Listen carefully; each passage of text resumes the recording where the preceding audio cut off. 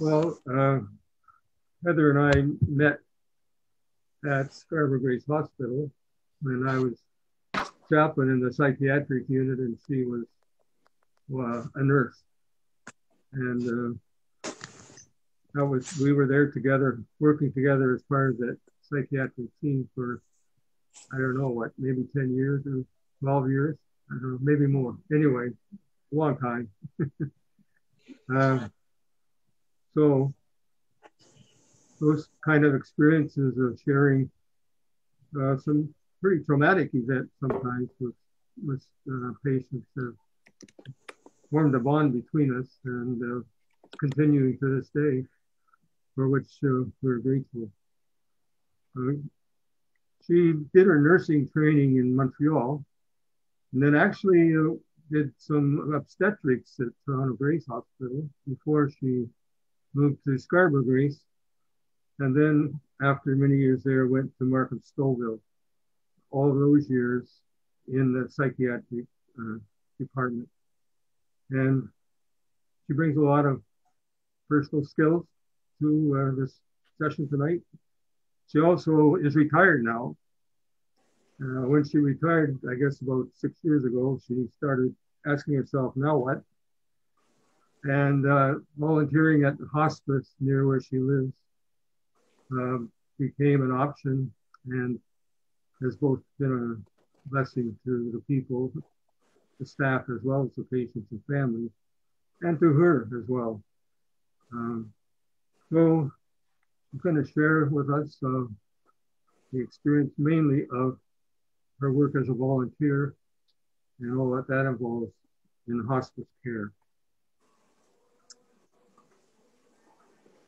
Well, Jim, yes, I did retire 6 years ago and did think, now what? And this hospice kept coming to me, and co-workers would say, why do you want to do that? You've looked after people all your life. Oh, I couldn't do that. What do you say? It's too sad. But it kept speaking to me, and I went. And I want to tell you, it's an absolute privilege to volunteer at hospice and be with patients at the end of their life's journey, and to be with their family.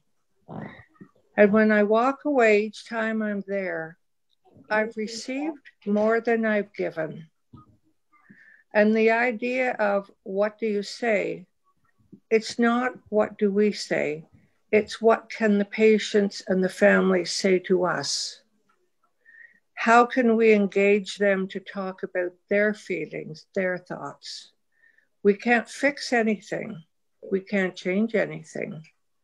But we can be there, we can listen, and we can support.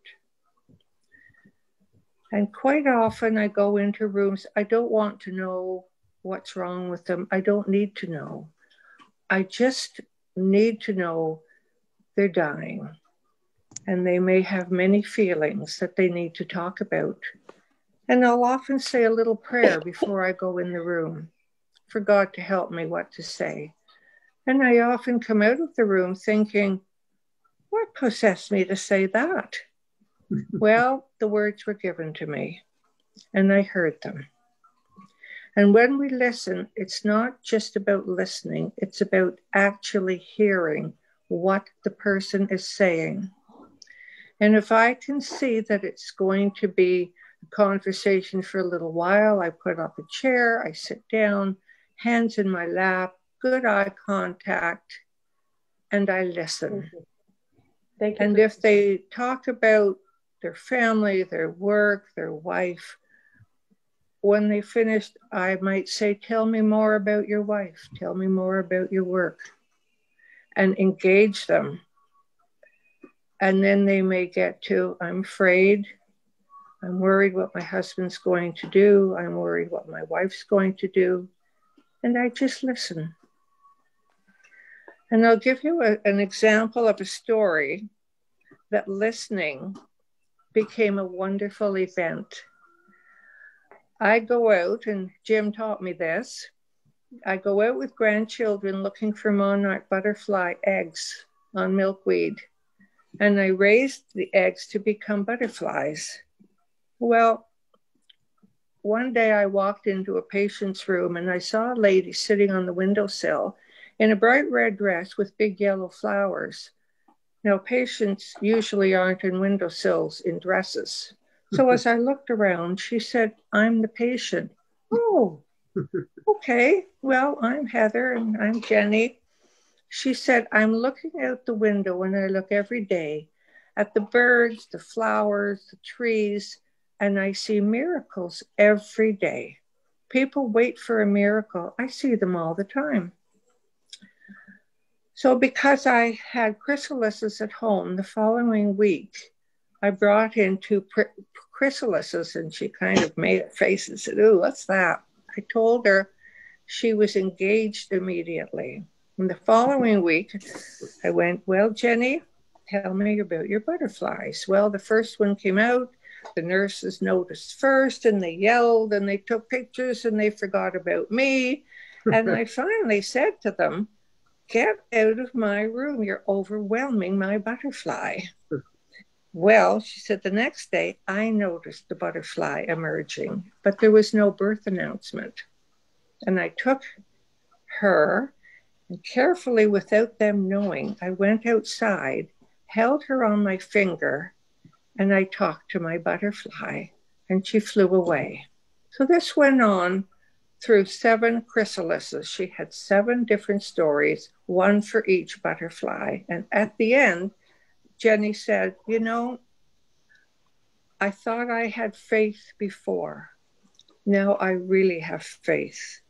I'm going to come out of this body like my butterfly comes out of its chrysalis, and I'm going to go off and be free." And she and her butterflies have become a legend. And this all came about because I heard her talking about miracles. So it's important to hear. And we'll hear many stories. Everyone has a story. But we keep the stories within hospice. We keep confidence and trust. And the 2 things that we don't do is say, "I know how you feel." We don't know how someone else feels, but rather, "Tell me how you feel." And the other thing we don't do is talk about ourselves. "Oh, my Aunt Lucy had that," or "my grandfather died of that." This is not about us. Our agenda is to be there totally for the patient and for their families. We are not the focus. We have our places to go with our stories, but not there. And the other tool that's very handy is to observe. I walk in a room and look at the patient and think, do you look comfortable? Do you look agitated? Do you look sad? And then I look around the room and think, are there pictures here? Is there family? Are there cards? Are there flowers? I'll introduce myself and "How are you doing?" And they may say, "Fine." "Well, that's good. I think you maybe look a little bit sad. Are you sad?" And often the sadness comes out and they talk about their fears and their sadness. And again, pull up a chair and just listen. I might look at the pictures and say, "Tell me, who was in that picture? Who sent you the lovely flowers?" That encourages them to talk about those things.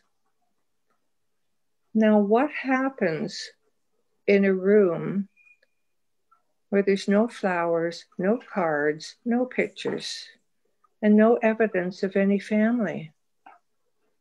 It's a little bit harder. And one evening, a man was admitted to hospice, was put in the bed, and he was a homeless fellow. And he was mad. And he was shouting, I'm the boss here. I'm going to tell you what to do. You're not going to tell me. And oh dear, he was causing a big fuss. And the nurses didn't know what to do. So I just kind of motioned them, just step outside for a minute. I pulled up a chair. I sat beside him. He didn't look so clean. Long kind of stringy hair, loud voice. And I thought, when was the last time somebody hugged you or somebody touched you? So I reached out and put my hand on his shoulder, and I just left it there. And he got quieter and quieter.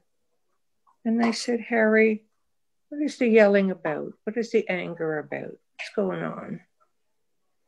And the story came out that his son was in jail. He hadn't seen him for many years, and he was going to die without seeing his son. And he started to cry. The anger turned to tears and his real feelings. So I thanked him for sharing the story, that I would share it with the staff. His son, it was arranged, his son was brought in from jail with a guard in handcuffs, but that was okay. They got to have a good, wonderful visit. And something just comes to tell me by looking around and observing him, there's more going on than this anger. Let's try and find out what it is. So the two really important things, observe and listen. And we have all the time in the world. I have no treatments to give. I know where I need to go. It's wonderful. It's a gift. And another story of observing, I went in hospice and the nurses said, oh, Helen won't talk to you. She doesn't talk to anybody, never has. Don't take it personally. So when I go, and sure enough, Helen says, I don't need to talk to you. I've got my books. You can leave now. Okay, I left. But I noticed in the room were a lot of pictures of dogs. So in a while, I went back and said, Helen, who's your favorite dog? Oh, her eyes brightened and she pointed to one and I got the whole story. And about the other dogs, then she went on to her husband, and stories about her children. And oh my gosh, this wasn't the Helen that I first walked into, because I noticed the dogs. So the next week I said, Helen, I have pictures of my two dogs from the conservation this morning. Can I see them? Sure. Can you bring that big dog in, please? Yeah. So the next day in I go with my rambunctious big dog. And I thought, oh, I don't know how this is going to go. But she was quiet. And Helen said, can she come up on my bed? Mm-hmm. Yes. She jumped over the bed railing onto Helen, where they sat together for 45 minutes. She stroked the dog. She talked to the dog. She told Phoebe her thoughts, her feelings. I didn't say a word. And the following week, I went in. Helen was actively dying, and she was afraid. She was very afraid. I sat with her, held her hand, and talked to her, and we had established a relationship of trust through observing the dogs.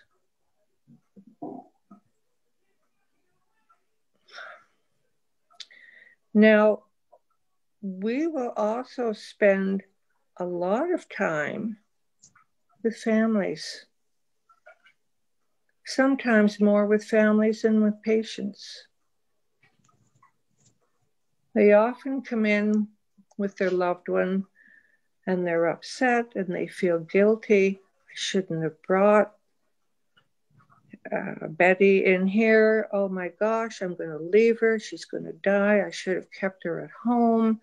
And they're beside themselves. And I'll say to them, you know, Betty, we're not going to extend her life and we're not going to shorten her life. But whatever time Betty has, this or long, she's going to be well looked after. She's going to be well cared for, and her pain will be managed. And you will be looked after as well. You can come in whenever you want.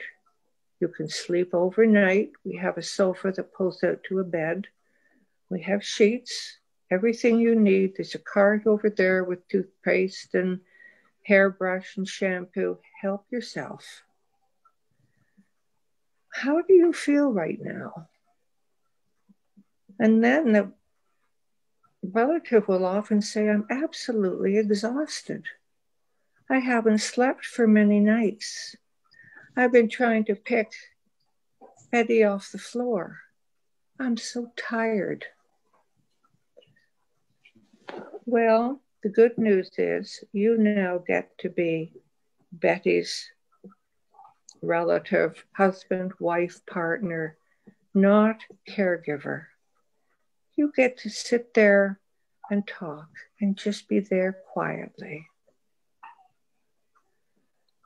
I think you're going to find that you made the right decision. And if the person is there the following week, they will inevitably say, you were right. This is a wonderful place. I had no idea. And I hear that over and over and over. This is a wonderful place. One son used to walk in and say, I feel when I walk in here, there are arms going around me and holding me. And when we're there, we're part of that. What a gift for us. And we've done so little.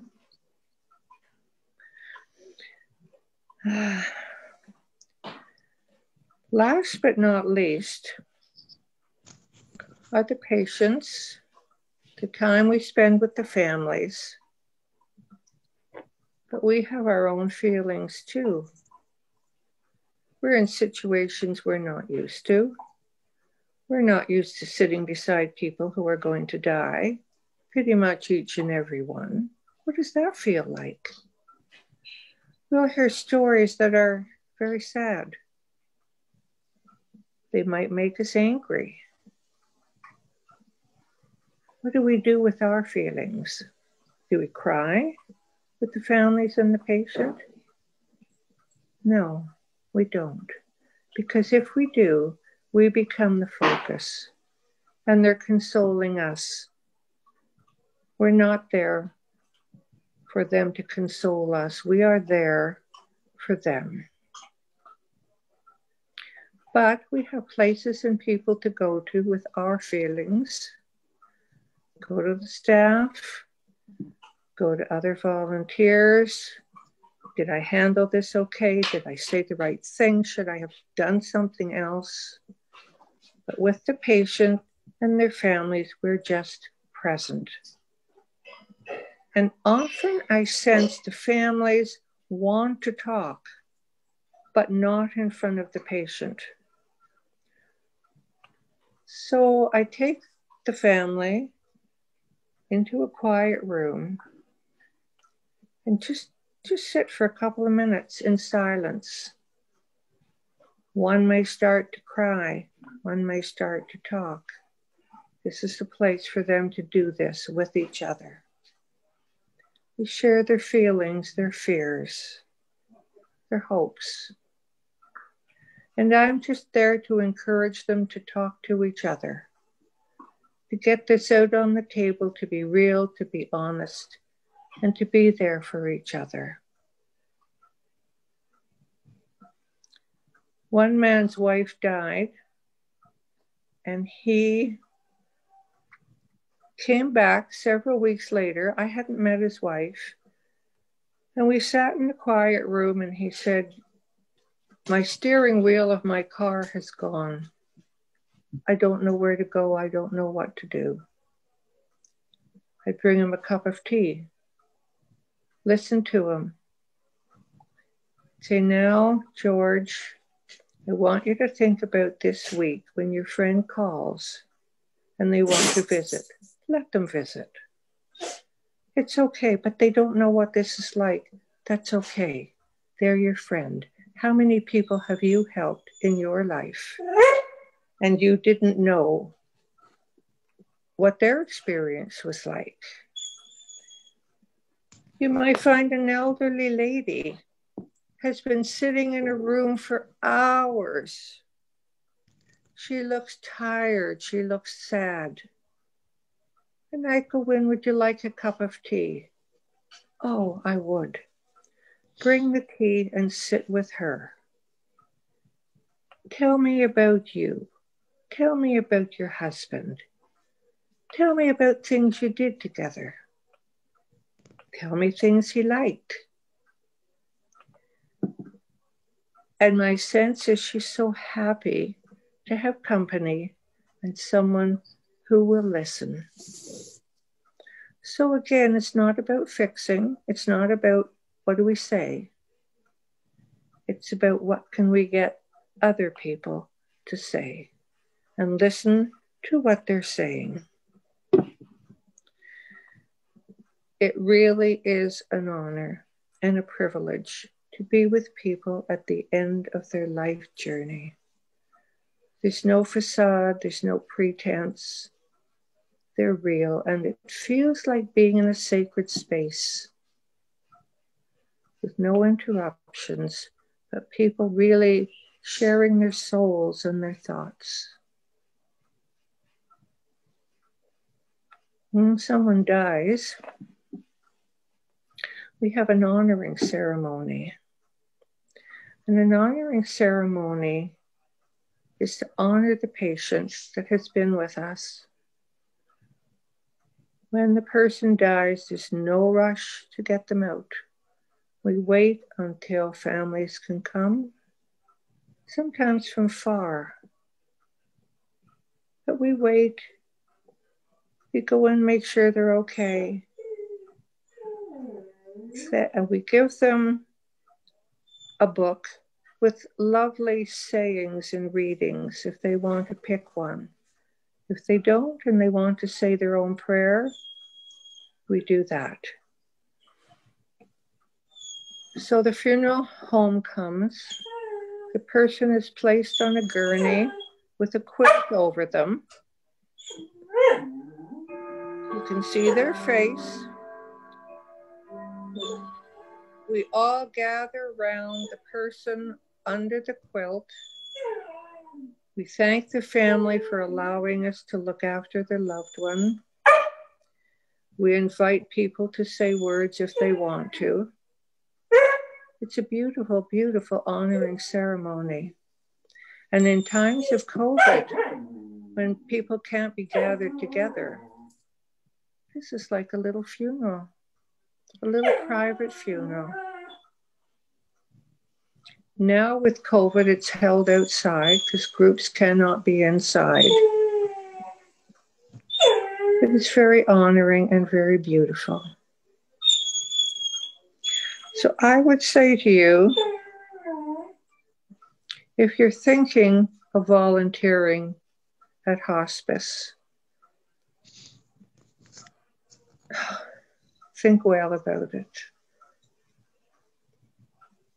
If you're pulled to do that, go and ask questions, talk to them, see if it's for you. It's not for everybody. Some people would find it too sad or it's not their thing, and that's okay too. We all have our strengths, we all have our gifts, and there are many other things in hospice that a volunteer can do. We have something like 250 volunteers who do all kinds of things. The government only pays for 40% to keep hospice running. So we need volunteers to do the baking, the cooking, the laundry, taking patients and outpatients for walks. We can't pay for these services, and everyone is so happy to do it. It's a wonderful group of staff and volunteers in hospice. We all have the same focus to be there for someone else and to be there for each other. Are any of you thinking of volunteering in a hospice? Yes. Please follow those thoughts, please. It is so rewarding. The last story that I'll leave you with that tells me what a hospice is the farmer who missed his horse. So they took the farmer in the bed and wheeled him out to the double doors and opened the double doors, brought the horse up the steps to the farmer, and the horse laid his head on the farmer.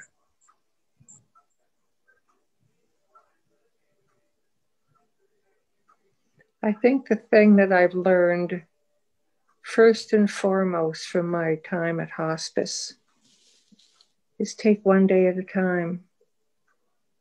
Never take anything for granted. We don't know about tomorrow. We don't know about next week. But we have today. Let's make today count, and let's be grateful for today. So I hope this was helpful. This is just my experiences. Everyone will have their own experience, their own way of being with patients, families, and volunteering. And you'll find your path and your way if you decide to go.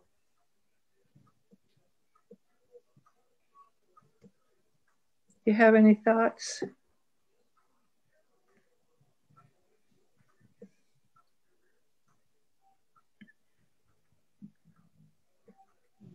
I can't hear you. You're muted. You're muted, Joyce. Sorry. How many beds do you have in the hospice where you are volunteering? 10. 10. And do you find that they're full most of the time, or how does it? Is it very busy? Yes. Yes. Because sometimes people pass as they're coming through the door. Sometimes they're a day, a week, a month. One man was there for, I think, 7 months. But because there seems to be a rapid turnover, so to speak, there are empty beds. And there's often not a long waiting list to get in. Mm-hmm. And each room looks like a room in a home. Mm-hmm. It has a bed. Each bed has a quilt that people have made and donated. Mm-hmm. I have a few of those. Okay. And it brings such a feeling of comfort. And the quilts that I make, well, for anybody, but for hospice, I put a prayer inside. Mm-hmm. That says something like, "Dear God, please give the person under this quilt a sense of peace and to be pain-free, and please look after them." Mm-hmm. They have their own bathroom. The family can stay as long as they want. Nobody's going to tell you you have to leave. There's a kitchen where volunteers make meals. You go and you help yourself to the soup, the stew, the baking, the coffee, the tea, and there's no charge from the minute you enter hospice till you leave. There is no charge at all.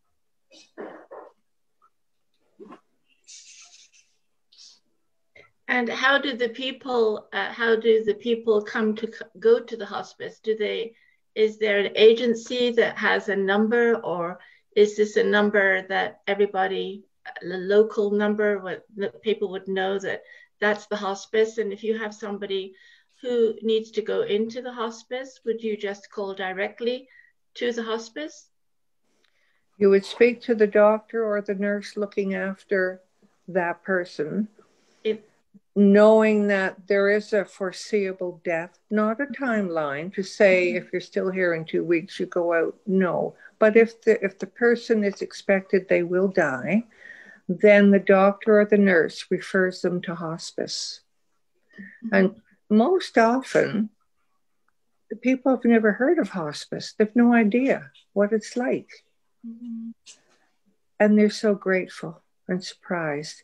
But they're sometimes come from a hospital where the hospital says, we're not going to keep you here because we can't help you. But if you go to hospice, you'll be well cared for, and they will refer you. There's no agency connected to this.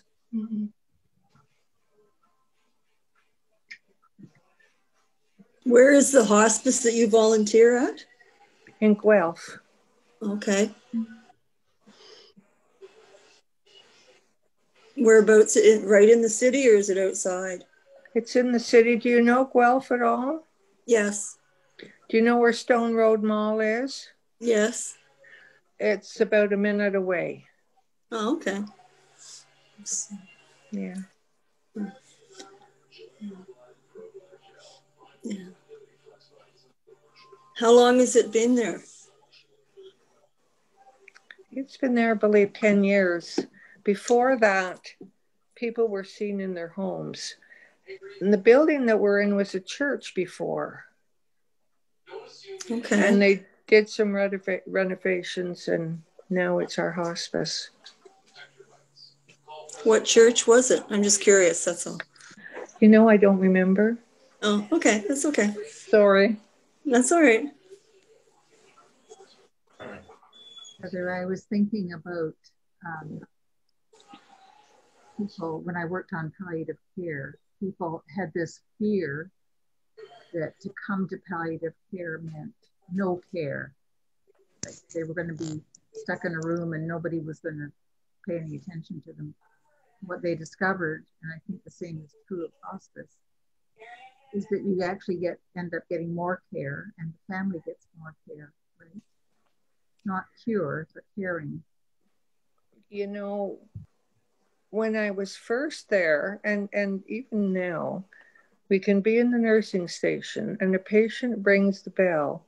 My goodness, the nurses are off that chair like a shot and down the hall and into that room. And I've been in acute care settings in hospitals where nurses didn't shoot off the chair. I shouldn't say, but some didn't. But in hospice, everyone is there for the patient. The patients really don't need to ask twice. They're cared for with such love.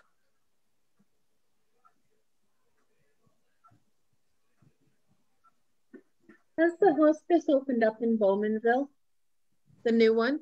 No, it's not open yet. Not? No, they're not. I don't think they've broken ground yet. Have they? Do you know, Debbie? Have they broken ground yet? I don't think so. Yeah, I don't think so yet. I think they've just got another big donation that's bringing them closer, but I don't know that they're actually ready to break ground yet. But hopefully it'll be soon. Because you're here and listening about hospice tells me that you have some interest. Mm-hmm. Follow the interest.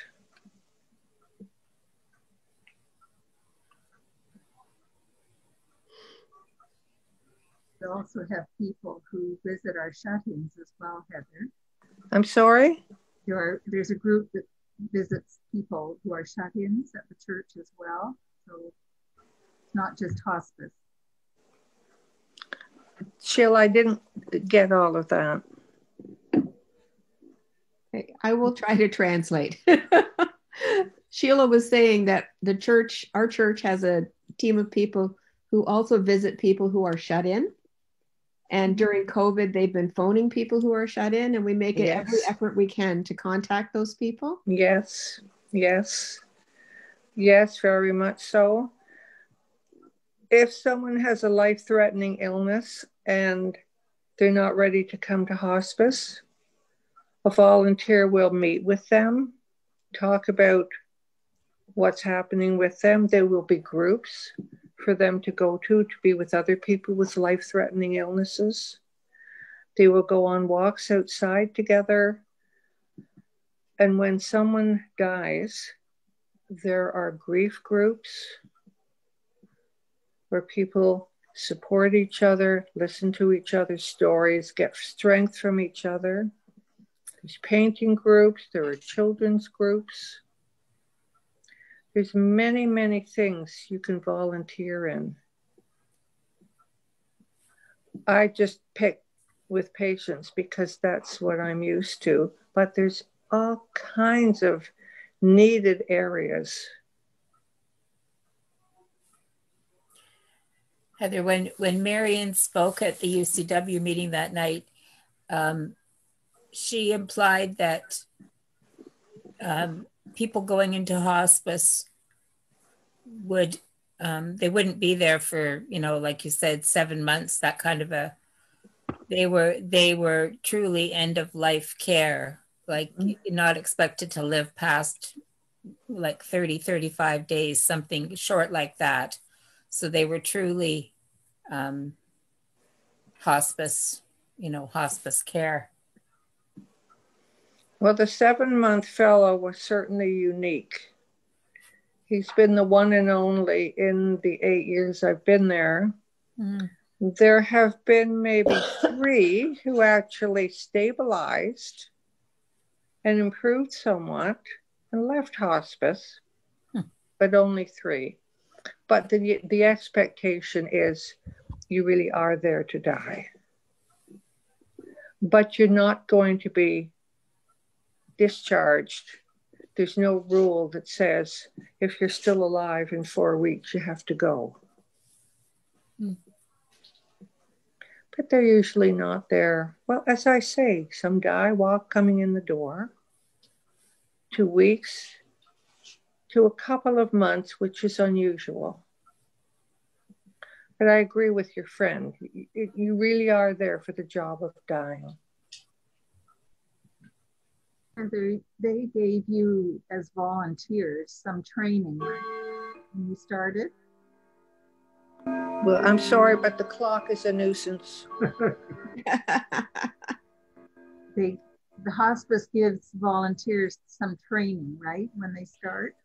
They're trained. We had about 9 months of X number of hours where we're talked to by staff, the pharmacists, the doctors, so that you're somewhat prepared for what you're going to do. You don't just go in cold. And that helps you get a feel too, is if this is what you want to do. Thank you, Sheila. That's a good point. And you get to know other volunteers and you get a sense of, is this where I want to be? And you learn. Shirley, did you have a question?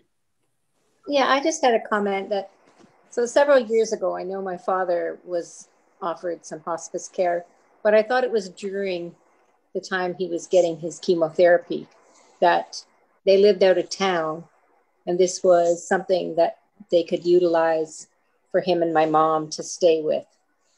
Does that fill the hospice? Do you feel those needs as well? Or is that unrelated? No. Because he was palliative. He just was still going through palliative chemo and palliative radiation. With the expectation that he would then go home? Yes, but because they lived out of the Kingston area, was where he came from, that they needed a place to stay that was going to offer more than a hotel and enough severity to be admitted to a hospital.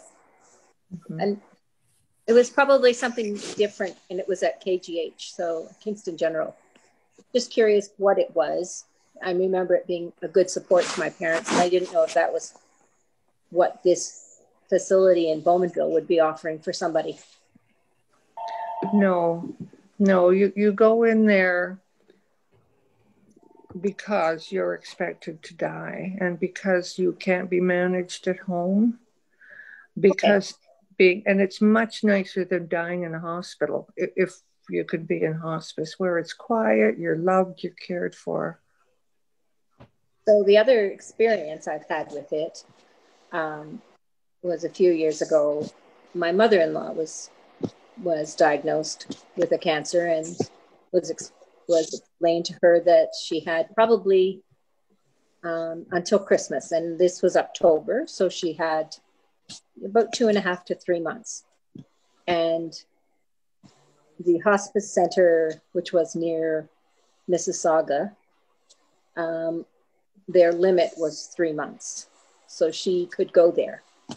As it turned out, she came and lived with me instead and stayed with us for 7 months before she passed away. And she passed away in our home with us. But they had a 3-month limit. And so when you talked about 7 months, that was kind of surprising, because... Well, that was just one in 8 years. Don't let me mislead you that this is common. It's not.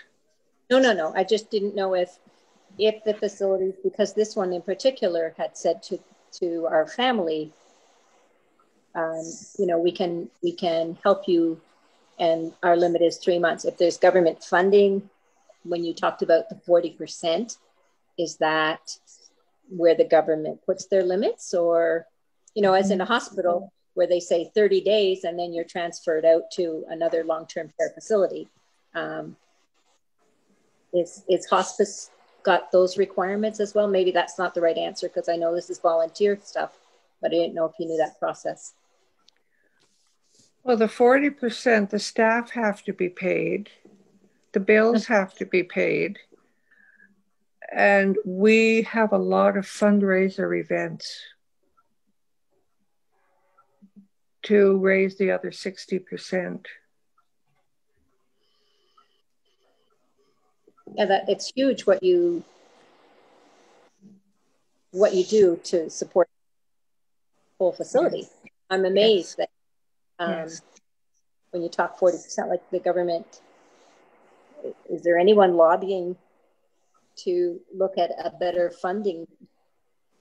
Yes. And there's a person who has a unique job. This is her job, to engage corporations and businesses to contribute as well. But we find ourselves doing things like emptying dishwashers, loading dishwashers, putting laundry in, taking it out of the dryer, just whatever we see needs to be done, we do. And unrelated, how does COVID? Yeah. How do you COVID in this setting? Are you out? Are you in? Who? All the volunteers. Oh, okay. The volunteers are pretty much not in right now, but they have volunteers as receptionists at the door who let people in, answer all the questions, take temperatures, provide masks. But the volunteers, no, we can't be with the patients, and the groups are not being held right now. Nothing. However, 2 visitors can be in at a time. There was a time at the beginning when no visitors could be there, and that was terrible. Yeah, awful. Yeah. And the other thing that our hospice doesn't do, I understand one in Lindsay does, we don't do MAID, medical assisted intervention in dying. Good. So if someone makes the decision that they want out, they've had enough, they want to have assisted dying, we won't do it in hospice. So they'll go home, I don't know if they go to a hospital as well, but we don't do that. And, you know, occasionally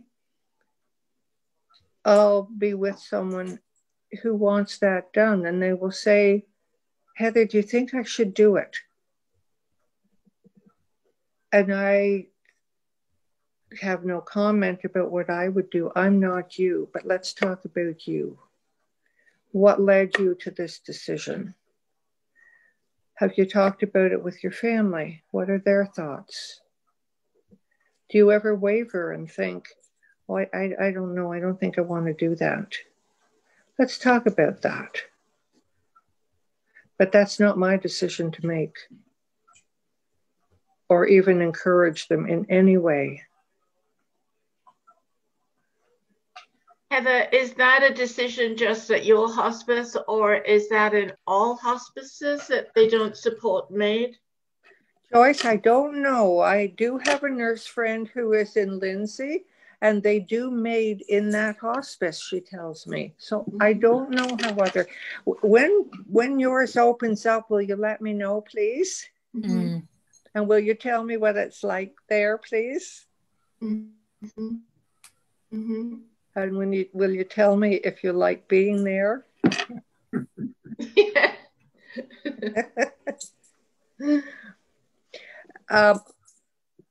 When new volunteers, well, when I first had my interview and they said, what would you like to do? Well, I would like to be with the patients. Oh, no, we don't do that. Oh, well, okay. And I left, and they called back and said, okay, you can do that. So some volunteers came after me, and they would phone me to switch a shift or something and say, are you bored? No. Oh, I'm bored. I stand in the hall and I don't know what to do, and I don't know what to say, and I'm just so bored. So then, and they didn't last very long. Then, as volunteers started, they would shadow me and they would see how I do things. And I would tell them, you will do things your way, but there's nothing to be afraid of. Get close to the person, talk to the person, maybe touch the person. Don't be afraid. And I think when we did that together, it helped a lot to all of us. And now they do it and they love it. As opposed, you can take courses, but it's one thing to take the classes and to actually sit with somebody who's dying. No course really prepares you for that. But we go together and find out, this isn't so scary. I can do this. And they do it beautifully. And when it's not COVID, we get together every couple months and we have lunch together. It also helps you deal with your own fear of dying, right? It does. It does. Jim, yes, it does. It makes one think about one's own death. For me, it takes away the fear. It's more about how am I going to die? That's more of the concern than that's something we all have in common in hospice. We're all going to die. But yes, it does. I think part of that is actually being there with them as they're dying and seeing how peaceful it is, almost always. So it's like, I think I remember before I was at my first death, never having seen somebody die, I was really afraid, there's going to be some kind of a scene at the end, or, they're going to be crying or screaming with pain, or, you see that death, especially in a hospice, is almost always very peaceful.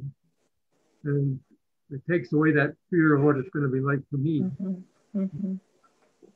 Me too. What about you, Sheila? Same. Yeah. I mean, it sounds funny, but I can remember being at the bedside with the daughter of a lady who was dying. And when her mother died, stopped breathing, I realized that she had died. The daughter, it was so peaceful, the daughter didn't even know she died. I think maybe a minute went by, and then she looked at me and she said, "Is she gone?" And I said, "Is that all there is to it?" She said. Which was kind of funny when you hear it, but like she expected some scene like you see on television, you know, but it was just quiet and peaceful and gentle. Just slipped away. Mm-hmm. And often, did you find people are ready?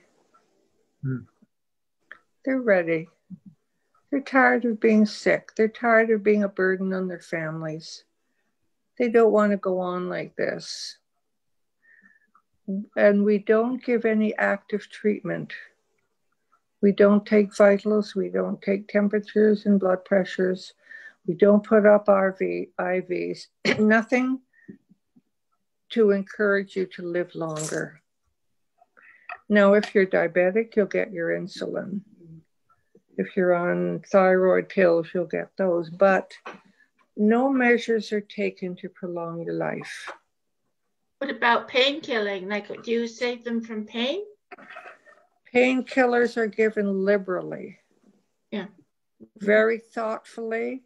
Mm-hmm. And the object is not to be in pain. Mm-hmm. Mm-hmm. Hospitals tend more to think, oh, you can't have it now because the 4 hours isn't up yet. Hospice, not so much.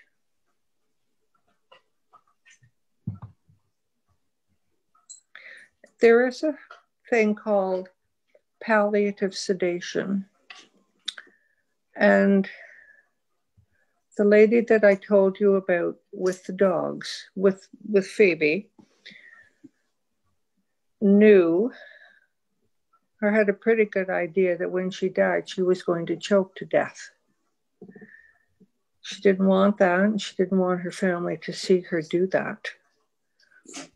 So she opted and said she wanted, sorry, it's the clock.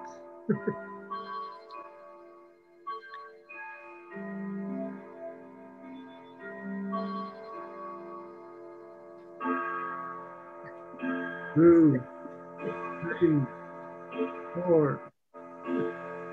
Sorry.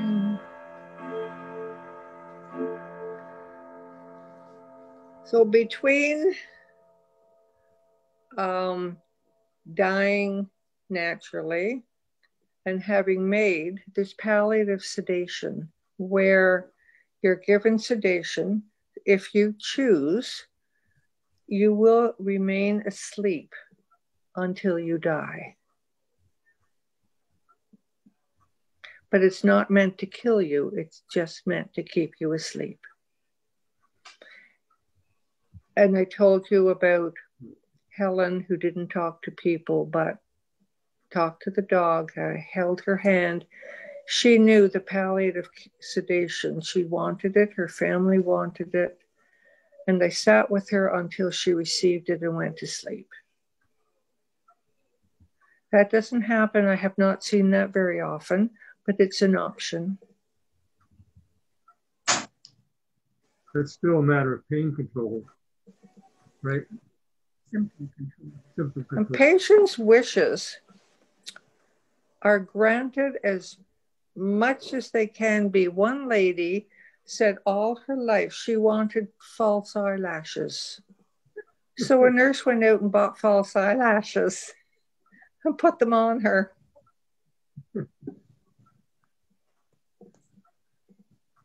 There are massage therapists that come in and give massages to the families, the patients. We do therapeutic touch. I don't know if you're familiar with that. That's an energy healing thing. but the patient's wishes are granted as much as is humanly possible and safe. Like the man and his horse.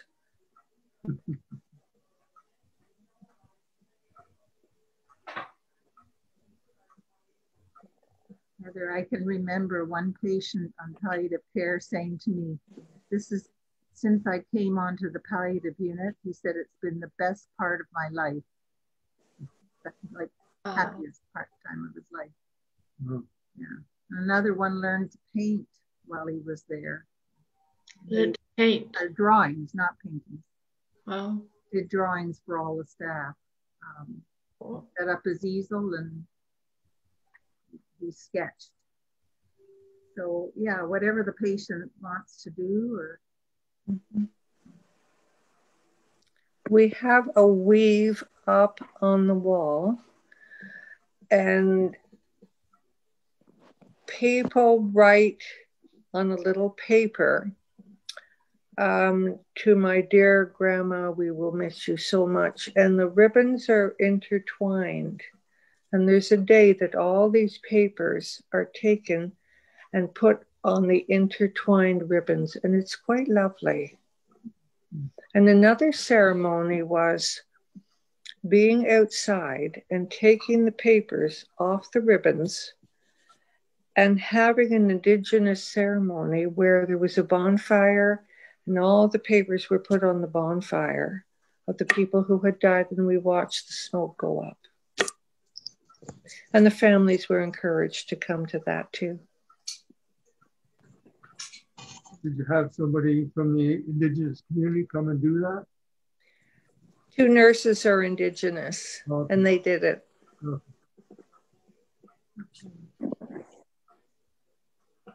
I hope this has been helpful in some way and answered some questions and raises some thoughts for you. It's been very informative. Thank you, Heather. Yes. Thank you for sharing your stories. Thank you so much for sharing your stories, Heather. Well, thank you. You're well. Thank you for having me.